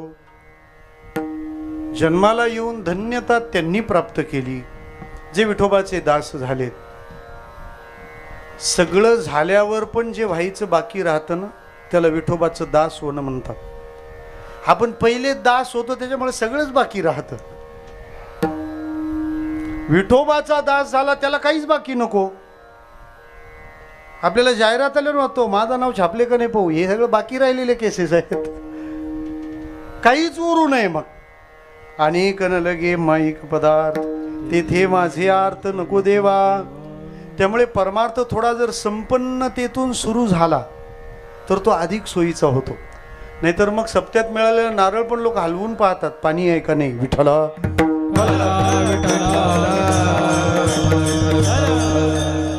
ज्ञान आणि धन दोन्हीच्या परिपूर्तीनंतर भजनाला सुरुवात आहे. एकच उदाहरण सांगतो आणि थांबतो, माझी वेळ संपली. अमेरिकेकडे आपण सुपर कॉम्प्युटर मागितला होता. राजीव गांधी पंतप्रधान होते. अमेरिकेने सांगितलं की भारतातल्या लोकांना बावल्यांशी खेळायची सवय आहे, तुम्हाला काय करायचं गेलाय कॉम्प्युटर. सनसनी चपराक होती ती आपल्या कानाखाली. ही वार्ता हा हा म्हणता पसरली. विचार करू लागले सगळे. तेव्हा भारतातल्या एका कीर्तनकाराचा शास्त्रज्ञ होऊ पाहणाऱ्या मुलानं ते ऐकलं. त्याने PM ऑफिसला लेटर लिहिलं, मी काही करू इच्छितो, तुम्ही मला काही माणसानी निधी द्याल का. विदर्भातल्या कीर्तनकाराचा मुलगा जायला निघाला. PM ऑफिसने त्याला निमंत्रित केलं. अकोला स्टेशनवर रेल्वेत बसण्याकरता तो मुलगा आला. त्याचे वडील त्याला सोडायला आले होते आणि निरोप देताना वडिलांनी त्याच्या हातात ज्ञानेश्वरी ठेवली. बाळ, ही वाचित जा, तुला मदत होईल. आपण वाचतो पण फक्त सप्त्यात पारायणाला एकदाच, ते पण 3 दिवसात पारायण करायचं असतं. मार्गदर्शक 8 पैशाच मागं असतो. काही तर अनुक्रमणिकाच वाचतात. माझी सप्ताहातल्या पारायण करणाऱ्यांना हात जोडून विनंती आहे, 18 अध्याय 3. बरं, त्याच्यात फार भानगडी राहतात. पहिल्या दिवशी ती पूजा असते त्याच्यामुळं लेट, शेवटच्या दिवसाला पुन्हा पालखी, अजून काहीतरी असतं त्यामुळं लेट. ते पारायण जेमतेम कसं तरी होतं. त्यापेक्षा दरवर्षी एकच अध्यायाचं पारायण होऊ द्या. जाणकाराला मार्गदर्शनासाठी बोलवा आणि ज्या ओव्या वाचल्या जातात त्यांचा अर्थ सांगा. आज पारायणाची माणसं कमी झाली कारण सिस्टम चुकलंय. कारण ज्या ठिकाणी माणसाला काही समजतं तिथे बरोबर लोक येतात. कीर्तनाला कसे येतात, कारण इथं जे सांगितलं जातं ते मला समजतं. तिथं काय समजतं. बरं, पारायण करायला ती पोरं बसवलेली राहतात. ते पुढची पानं मोजतात. 10 पानं झाली की नाश्ता, 20 पानं झाली का सुट्टी. नाही बसलं तर बाप मारतो. असलं नको. दरवर्षी एक अध्याय होऊ द्या, पण तो अध्याय समजला पाहिजे की नेमकं याच्यात काय तात्पर्य आहे. ज्या गोष्टी केल्या जातात आणि समजत नाहीत त्यातली लोकांची रसिकता हळूहळू कमी होते. जे आम्ही करतो ते आम्हाला कळलं पाहिजे. वाचित जा म्हणे रोज. तो दिल्लीत जाऊन राहिला. दररोज ज्ञानेश्वरी उघडून वाचायचा, दररोज उघडून वाचायचं. एक दिवस त्याला प्रमेयात अडचणी आल्या. क्षणभर असं वाटलं आता काहीच होणार नाही आणि तो हातपाय गाळून बसला आणि नेमकी ओवी आली होती, अभ्यासासी कही सर्वथा दुष्कर नाही. ज्ञानोबाराय म्हणाले, जो अभ्यास करणार आहे त्याला कठीण आहे असं काहीच नाही. अवघड हा शब्दच त्याच्या आयुष्यासाठी नाही. त्याने फक्त अभ्यास करावा, त्याला ती गोष्ट साध्य होईल. तुम्हाला सांगतो, त्या ओवीनं गळून पडलेला सायंटिस्ट पुन्हा उभा राहिला आणि त्याने जे संशोधन केलं, अमेरिकेने तोंडात बोटं घातली. आपण सुपर कॉम्प्युटरचे मानकरी ठरलो. त्या शास्त्रज्ञाचं नाव डॉक्टर विजय भटकर. पत्रकारांनी विचारलं, आपल्या हातून सुपर कॉम्प्युटर बनला, भाग्याची गोष्ट आहे. ते म्हणाले, सुपर कॉम्प्युटर माझ्या हातून बनला, पण याचं श्रेय आळंदीच्या ज्ञानेश्वर माऊलीला आहे. विठ्ठला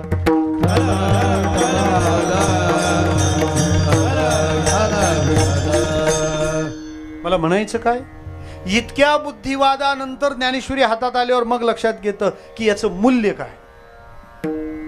अंबानी दरवर्षी बद्रीनाथला जातो ना 2.5 कोटी रुपये देऊन येतो. आपण अंबानी पण नाही ना बद्रीनाथला जात पण नाही विठाला.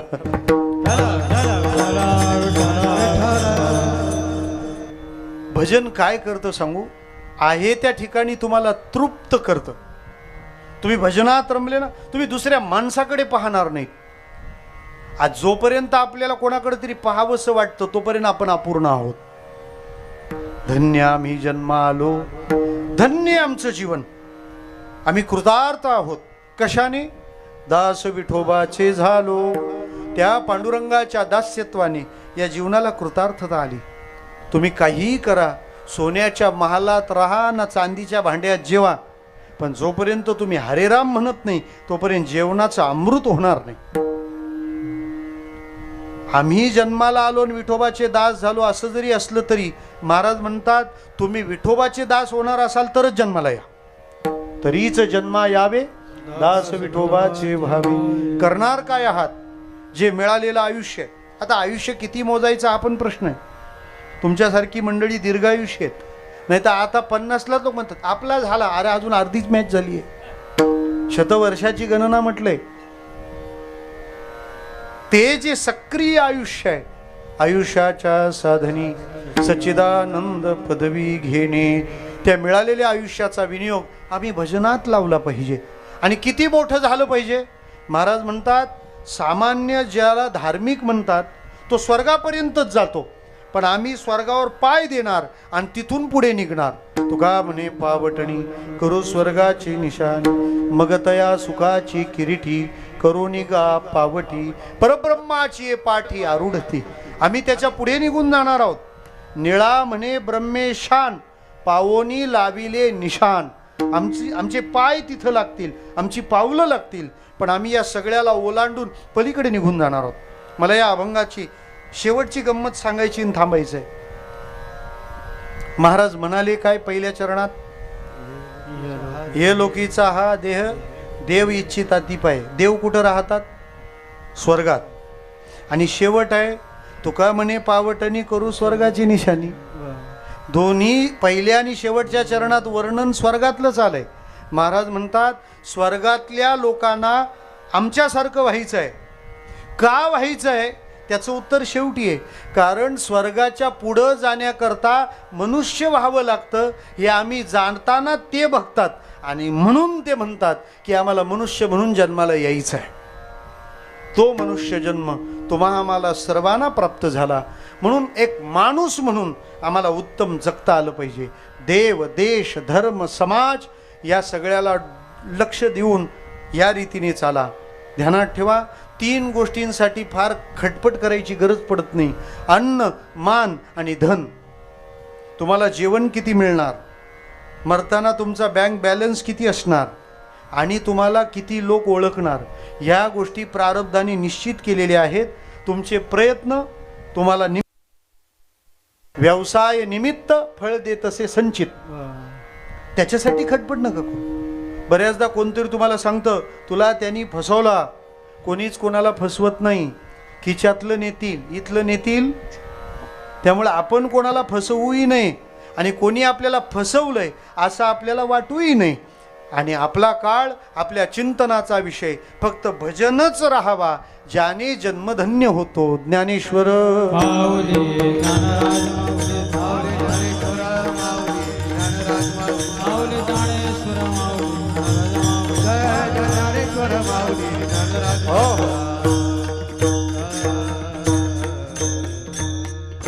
तुका म्हणे पावटणी करू स्वर्गाची निशाणी, धन्य आम्ही जन्मालो दास विठोबाची झालो. झालेली सेवा पांडुरंगाच्या चरणी समर्पित करताना आपलं जीवन म्हणजे खऱ्या अर्थाने त्यांच्या जगण्याबद्दल म्हणता येईल. धन्य आम्ही जन्मा आलो दास विठो. पांडुरंगाची पूजा त्यांनी केली आहे, सेवा त्यांनी केली आहे. संसाराच्या सेवा तर नसल्या तरी पण आपल्या वाट्याला येतात, आपण त्या करतो. परंतु भगवंताच्या सेवेत त्यांचं जीवन व्यतीत झालं. त्यांच्या जीवनाच्या धन्यतेची ही पोच पावती आहे. जाता जाता 2 निरोप आहेत. डिसेंबर महिन्यात अयोध्येला श्रीरामकथा आहे. येऊ इच्छिणारांनी संपर्क साधावा. 13 ते 18 डिसेंबर असा कालावधी आहे. आणि दिनांक 17 जून म्हणजे अजून 2-3 दिवसांनी सोमवारी आपल्या सरळांब्याच्या श्री संत नामदेव महाराज कीर्तन विद्यालयाचा प्रथम पाठ सोहळा आहे. तिथे विद्यार्थी जो कीर्तनाचा अभ्यास अकॅडमिक अँड स्पिरिच्युअल एज्युकेशन जे घेणार आहेत त्याची सुरुवात आहे. आणि त्या पहिल्या पाठाकरता समाजातील वेगवेगळ्या प्रांतातली दिग्गज मंडळी उपस्थित राहणार आहेत. आपण देखील सादर निमंत्रित आहात. आपण सगळ्यांनी आलं पाहिजे. आम्हीच येण्याचा काय ठेका घेतलाय का? तुम्ही सर्वांनी यावं. म्हणजे निदान मी येतो कुठून ते तरी तुम्हाला बघायला भेटेल ना. इथूनच अंदाज बांधतात. तेव्हा आपण सर्वजण सादर निमंत्रित आहात. सकाळी 10 ते 11 महाराष्ट्रातील नामवंत भजनी मंडळीचं भजन होणार आहे.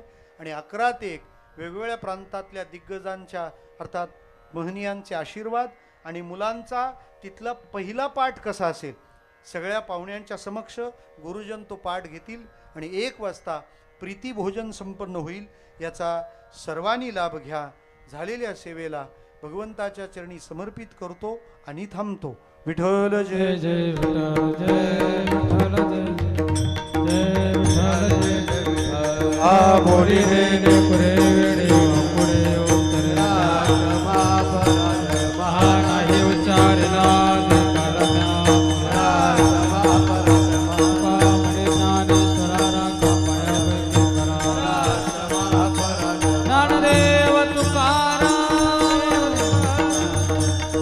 आरती ज्ञान राजा कैवल वेदा शिवके करू संत वेदला राजा तो फले ज्ञान जगी वितने शोले अवतार पांडुरंग नाव ठेवे ज्ञानी आरती राजा प्रगट गुय बोले विश्व ब्रह्मांड केले राम जनार्दनी पायी तकत ठेवले आरती राजा महादेवल वेदा शिवके करू संत वेदला आरती तुकाराम स्वामी सद्गुरु राम पाय लागव्या महादेवारामा राघवे सागरात पाठक कैले त्याचे तुकोबाज मनरते तुकारामा तुकिता तुळणी श्री ब्रह्मा स्वास्या म्हणणे रमेश्वरी चरणी तुकारामा स्वामी सद्गुरु रामा सच्चिदानंद पाय लागव्या महादेवारामा जय देव जय सद्गुरुनाथा बाबा चरणी देवी गोमाता जय देव प्रपंचाचा परमात्मा साधिले जळी कमळ त्याचे अलक राहिले अति न्यायवैराग्य सोया जाहिले साधकाची प्रबोध केले जय देव जय श्री सनाथा बाबा चरणी देवी गोमाता जय देव रामकृष्ण गुरुवाचे प्रपंच लुटविले सोनी शिवाधरी करोले तनुज ग्रामी वास्तव्य केले सर्वांनी लावणी धर्मो धरिले जय देव जय श्री सरुनाथा मामन बाबा चरणी देवी तो माता जय देव फाल्गुन शुद्ध षष्टीची निर्याण केले पाठी शमई ब्रह्मांड साहित्य मुक्ती पाहुणे कृतकृत्य झाले दैव योगे सावळे श्री गुरुचरणावले जय देव जय श्री सरुनाथा मामन बाबा चरणी देवी तो माता जय देव कालील टांगण वंदन कर पाये दुपसले प्रेमी हरी आनंद पूजे वाली हरे नाम मागणे ते एक तुझ प्रती आहे. या संतासी निर्विहेची मदती तुका म्हणे आता उदार तो होई. या संतासी निर्विहेची मदती ज्ञानदेव तुकाराम हरि गुरुनाथ नाळे भगवान की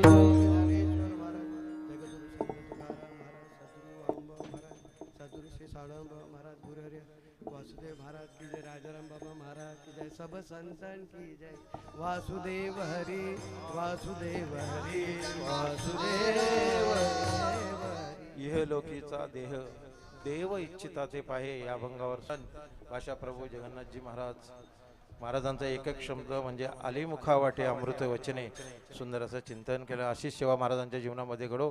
भगवान उदंडाश म्हणून मालकांतर्फे शाळे श्रीपाल तसेच आमचे गतीर महाराज तसे मृदुंगवादक दोन्ही मृदुंगवादकांना तसेच आमचे पंचकोशीतील आलेले भाविक आमचे गायक आमचे हरिभाऊ असतील, आमचे किरण महाराज असतील, आमचे माळी असतील, ग्रामस्थ मंडळ बुडदुल, उसाटणे, करवले, नारे, नितलस, पोसरी, आंबा, ढोका, मांगरूळ, गोरपा, वसार सगळे मग मंडळीचं स्वागत. याच्यानंतर सर्वांसाठी महाप्रसाद आहे. महाप्रसाद घेतल्याशिवाय कोणी जाऊ नये. इथेच महाप्रसाद होईल. थांबून राहा. भरपूर सुंदर असं निमंत्रण. खरोखरच आमचे पुजारी सेवक होते आणि प्रथम पुण्यनिमित्त सर्व मंडळींनी इथे उपस्थित दिल्याबद्दल मालकांतर्फे सर्वांचे स्वागत. तसेच एक नूतन घराची वास्तुशांती येत्या 15 तारखेला आहे. ज्ञानदेव राजाराम पाटील यांच्या घराची वास्तुशांती आहे. त्यानिमित्त कीर्तने 7 ते 9. गीताताई महाराज पाटील आरिवली त्याही कार्यक्रमासाठी आपली उपस्थित प्रार्थने असे ज्ञानदेव राजाराम पाटील यांची कलकलीची सर्वांना निमंत्रणाची विनंती आहे. मुक्काम उसटणे हरिभाऊ हरिभाऊ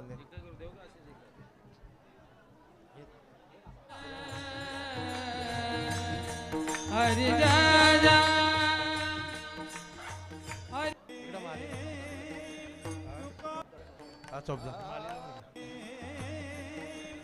भोजनासाठी इथेही बसा. उपस्थित महाराज यांचं स्वागत.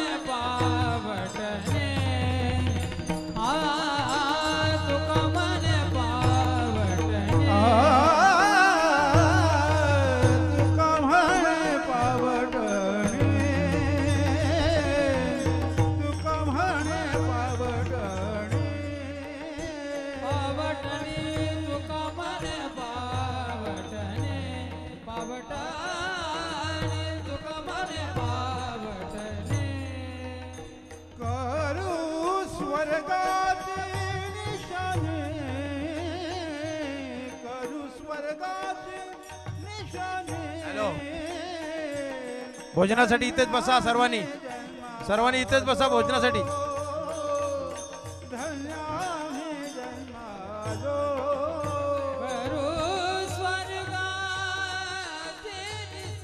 रामकृष्ण.